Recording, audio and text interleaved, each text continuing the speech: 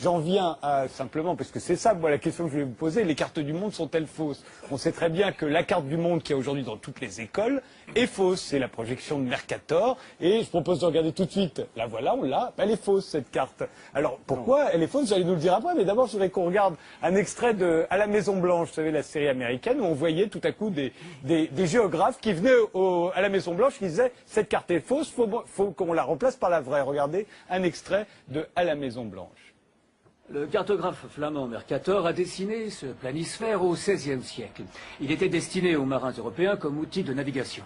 Seulement cette carte éloigne les régions polaires pour créer des lignes droites constantes ou des directions géographiques. Ce qui rend la traversée de l'océan plus aisée. Mais Oui. cette vue fausse la taille des nations et des continents. Alors, cette projection serait fausse? Oh là oui, fausse. Vous voyez le Groenland? Je vois. Et vous voyez l'Afrique. Je vois. Ces deux masses de terre semblent à peu près de la même taille. Oui. Eh bien, que diriez-vous si je vous disais qu'en réalité, l'Afrique est 14 fois plus grande? Ah oui. Ici, nous voyons que l'Europe est largement plus grande que l'Amérique du Sud. Or, l'Europe a une superficie de 10 millions de kilomètres carrés, alors que l'Amérique du Sud fait 23 millions de kilomètres carrés. L'Alaska paraît 3 fois plus grand que le Mexique. Or, le Mexique est plus grand de 10 millions de kilomètres carrés. L'Allemagne est située au milieu de la carte, alors qu'elle se situe plus au nord de la Terre. Attendez. La taille relative est une chose, mais vous dites que l'Allemagne n'est pas là où nous pensons qu'elle est? Rien n'est où vous croyez. Alors, où est-elle? Merci pour cette question.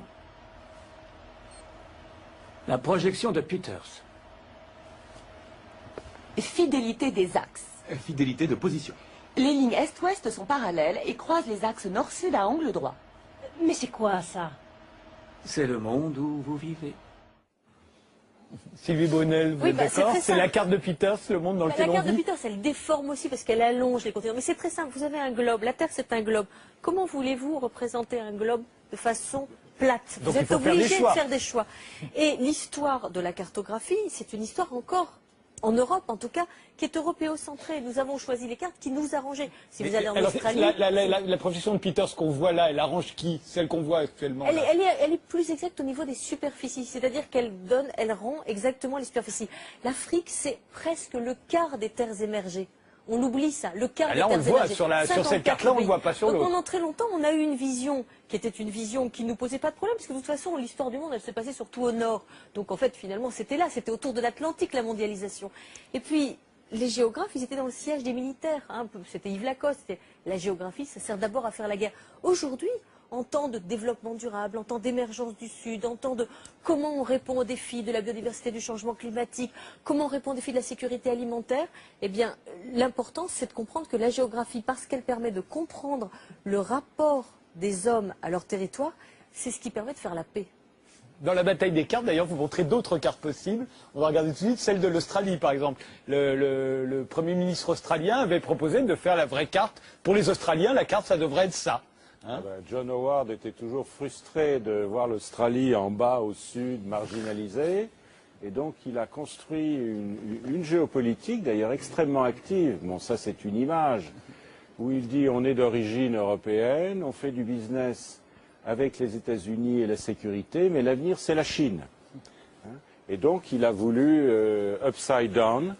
C'est une carte de Stuart Miller qui date de 1983, mais qui a été, au fond, qui a illustré cette réflexion géopolitique des Australiens, au fond, au moment de l'émergence de la Chine. Alors justement, la Chine, il faut dire aussi que le Pacifique, qui chez nous, sur nos cartes, on le voit à peine, le Pacifique, c'est le plus grand océan de la Terre, l'Atlantique. Michel, le Pacifique par rapport à l'Atlantique, c'est 3 fois plus grand, 4 fois plus grand. Bien sûr. C'est la vraiment... moitié de la Terre, le Pacifique. Et le pire, C'est la c'est moitié. que parfois, tous les micro-États du Pacifique ne sont même pas représentés sur les cartes. Quand il y a eu, vous savez, la grande conférence sur le changement climatique à Copenhague, ils sont arrivés, il y avait un grand globe qui était au cœur de la salle de conférence. Il n'y figurait pas. On avait oublié tous les États du Pacifique, les petits États du Pacifique. Donc c'est pour vous montrer que la représentation cartographique, c'est toujours un choix. Alors celui-là, ce serait la carte des navigations de la Chine. Il y a 200 projections cartographiques. Ça, c'est, je trouve, la plus intéressante.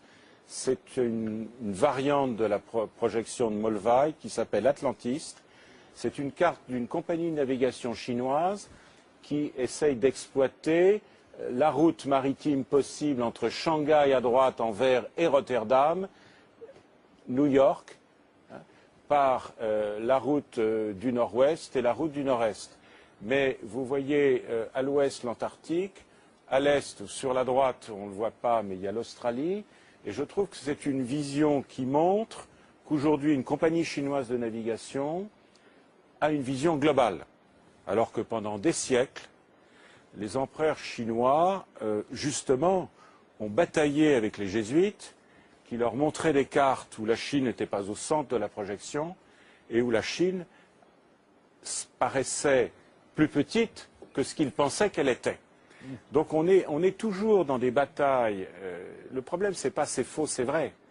La question, c'est la question des représentations et des cartes mentales. Alors justement, il y en a une, ce sera la dernière que je vais montrer, c'est la carte des militaires américains, on va dire. Alors là, et là, on retrouve la carte de Mercator. En fait, on comprend pourquoi elle a du succès, la Mercator, c'est celle des Américains. Le Mercator, non, c'est la carte du département d'État, du Pentagone, du Quai d'Orsay, mais aussi de Médecins sans frontières. C'est vrai. Et de Google. C'est la carte des Occidentaux. Non, c'est pas la carte des Occidentaux, c'est la carte de l'hémisphère nord. Ouais. Il y a les Russes là-dedans. Là, c'est qu'aujourd'hui, avec le numérique, on n'est pas foutu d'avoir Google, une représentation Google, réelle. exactement. C'est ça qui est incroyable. Google, Impossibilité. c'est ce que j'essaye d'expliquer. C'est une projection qui est avantageuse. Ah oui. C'est une projection qui est avantageuse. Voilà. Qu'est-ce que vous disiez? J'expliquais juste que bien sûr que c'est possible d'avoir une représentation réelle, même si on vient de nous exposer les difficultés, mais l'enjeu c'est la représentation et comment chaque nation, et surtout les nations dominantes, décident de se représenter aux yeux du monde. Si tout à l'heure dans l'exposé, on nous a parlé des premières cartes faites par les navigateurs. Enfin, Mercator, c'était ça, c'est ce qu'on voulait voir, c'était l'Atlantique. Voilà, l'entrée des nations européennes. Il existe quelque part dans le monde dans une l'ère moderne. représentation réelle de la... Non, pas en deux dimensions. Non. Vous êtes écrivain, la seule représentation réelle, c'est celle de José Luis Borges. C'est une carte dont l'échelle serait 1 sur 1. C'est-à-dire une nappe qui couvrirait la Terre. On ne peut pas représenter sur un plan une sphère. Sur aucune Donc carte. vous avez des choix de déformation. Là, c'est un choix installé dans les esprits qui est en plus qui découpe le monde en théâtre. Le mot Moyen-Orient, c'est un théâtre militaire. Asie du Sud-Est, c'est 1943.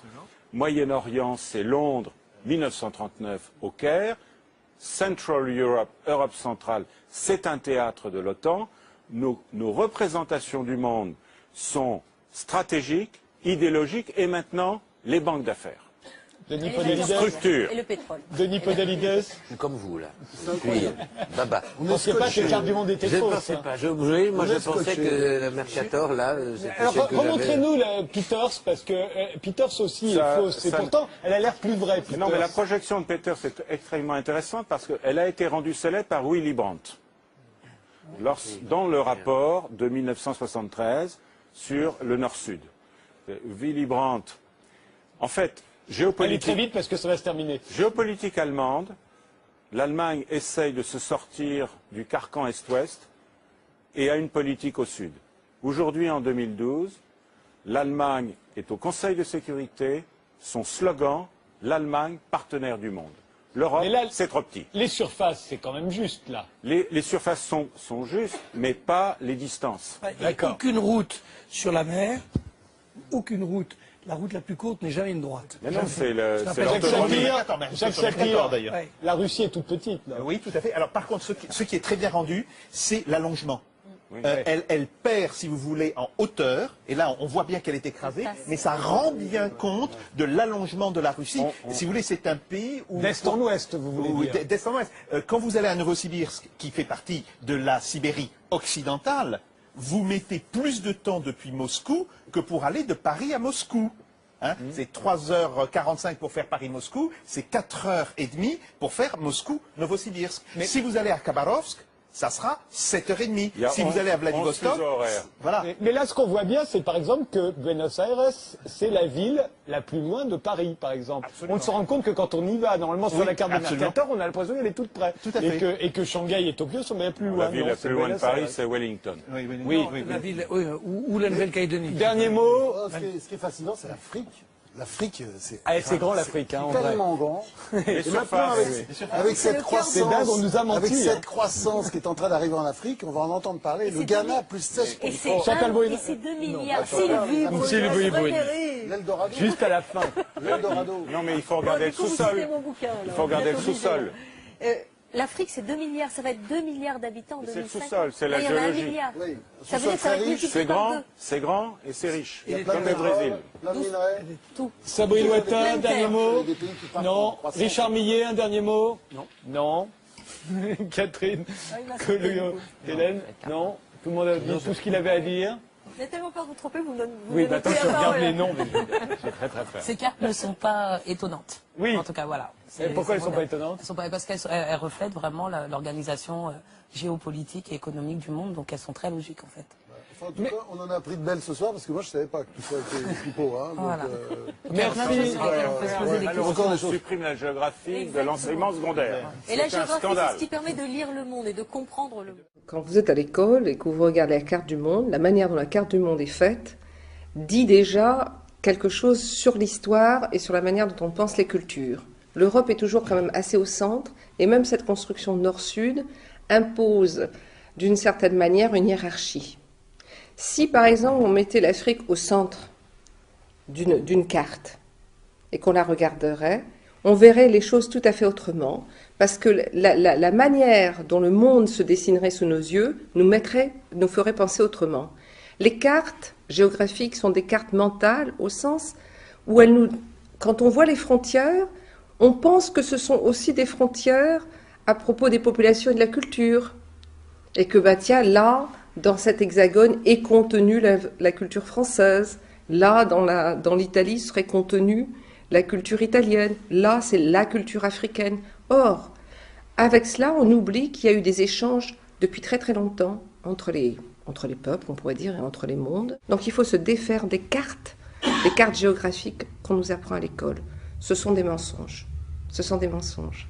C'est comme la carte de la France. La carte de la France est un mensonge, puisqu'on ne nous montre que l'hexagone, et qu'après nous apprenons qu'il y a des territoires français ailleurs dans le monde, dans le Pacifique, dans les Caraïbes, en Amérique du Sud, dans l'océan Indien, et que ce sont aussi des territoires de la République. Mais quand vous regardez ici, pour tout petit Français vivant dans l'hexagone, la France, c'est avec la frontière avec la Belgique, puis la frontière comme ça, etc., ça tourne. Alors parfois il y a la Corse, mais il n'y a jamais la Guadeloupe, la Martinique, la Guyane, Wallis et Futuna, Tahiti, la Nouvelle-Calédonie, Mayotte, la Réunion. Ça lui changerait la manière dont il pense même habiter, comment il est, et qu'est-ce que c'est que l'histoire de la France. Parce que quand il voit ça, l'histoire de la France, eh bien elle est contenue là, dans cet espace. Alors que si on lui montre tout ça, il va se dire, ah oui, mais alors, qu'est-ce qui s'est passé en Martinique au même moment? Au moment où on lui apprend des choses. Alors on lui dit, oui, alors les rois de France, blablabla, bla, bla, bla, etc. Il dit, oui, mais alors qu'est-ce qui se passait là-bas? Il peut poser la question. Et tout d'un coup, ah, l'esclavage? Ah bon, donc voilà. Et on voit les liaisons. Alors que si vous découpez ces cartes, bon, ben il y a l'histoire là, qui, comme si elle n'était pas liée à l'histoire là-bas. Or, elle est liée. Elle est toujours liée. Et c'est ça qui est... Donc c'est pour ça, pour moi, histoire, géographie, culture, c'est lié. Et la manière dont on a dessiné le monde et dont on dessine les cartes a une influence sur la manière dont on pense les choses. Quand on interroge des gens qui vivent dans d'autres parties du monde, eh bien, ils n'ont pas du tout la même manière de voir le monde qu'un petit Français. Donc, il y a un eurocentrisme de la géographie.